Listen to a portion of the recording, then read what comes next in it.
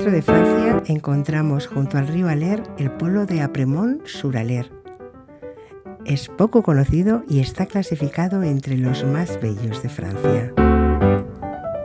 El pueblo fue construido en el siglo XV, pero fue a principios del siglo XIX que se extendió a lo largo del Aller, hasta el lugar que hoy estamos recorriendo. A finales del siglo XIX, Eugenio Schneider llegó a Apremont-sur-Aller tras casarse con Antoniette de Saint-Sever, que era la heredera y propietaria del castillo, del que luego hablaremos.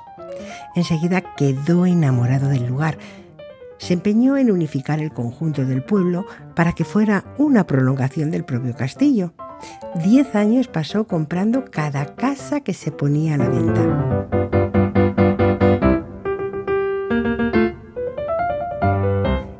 Ya en el periodo de entreguerras, Schneider dirigió las obras para añadir torretas, escaleras exteriores y convirtió en escombros todo aquello que no consideraba armónico en el conjunto. Y una curiosidad, se creó el color Blue Bandic para pintar ventanas, puertas y persianas de las casas del pueblo de Apremont-sur-Aller.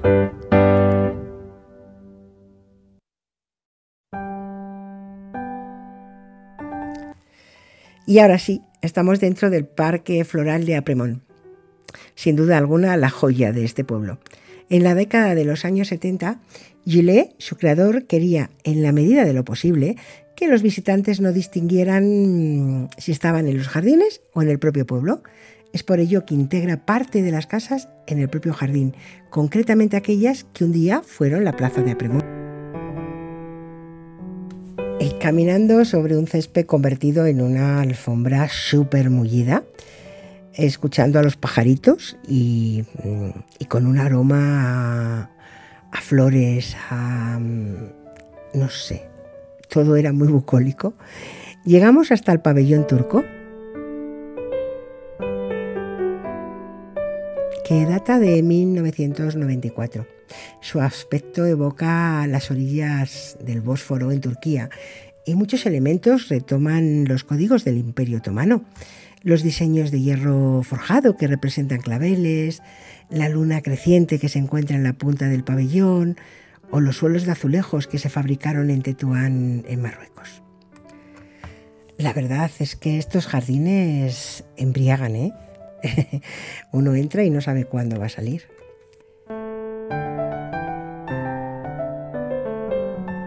Y llegamos al Belle de Berg, una especie de templete de música.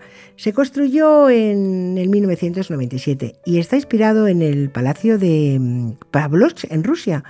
El interior está decorado con grandes diseños de azulejos realizados por la fábrica de loza de Montañón de Nervés. Y lo que representan estas pinturas en estos azulejos es el viaje de las polichinelas, aquellos personajes de la comedia tradicional italiana que quisieron explorar el mundo en busca del lugar más hermoso para vivir. Partieron de Venecia y después de cruzar 4 continentes fue el tranquilo paisaje de estos jardines de Apremont los que las atraparon con sus estanques, sus casas floridas, sus cisnes. Apremont-sur-Aller marcó el final del viaje de las polichinelas. Y elevado sobre el caserío de Apremont se alza el castillo que domina y dominaba el único acceso posible a las orillas del Allier. Por eso, a partir de la Edad Media, esa colina fue fortificada. El castillo cumplía así una labor defensiva y también de cobro de tributos, en concepto probablemente de peajes. Las guerras entre el estado de Borgoña y el Reino de Francia dejaron la residencia anterior en ruinas.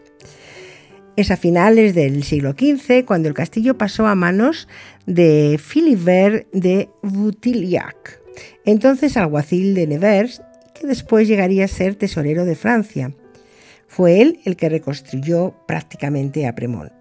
Un siglo después, A las 5 torres levantadas por Filbert se suma una planta más en el edificio principal, convirtiéndose el castillo en la residencia del señor de Groffignac. Ya en los años 20 del siglo XVIII, Louis de Wettin compró a Apremont a los Groffignac. ¡Qué difícil es! Y desde entonces la propiedad ha pertenecido a la misma familia. Eso sí, siempre herencia por línea femenina. Las buhardillas, con frentes curvos que se elevan en el tejado, son realizadas por mandato de la bisnieta de Wettin, cuando tan solo habían pasado un año del recién estrenado siglo XIX. En esa época se construye también el edificio de los establos, que son visitables.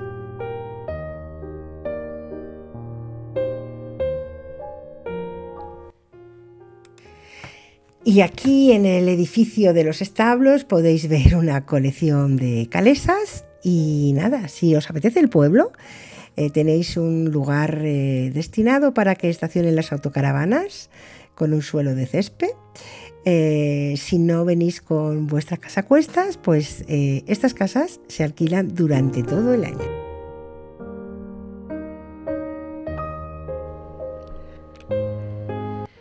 Y digo yo, ¿qué sentirían los que vivían en estos sitios tan increíbles?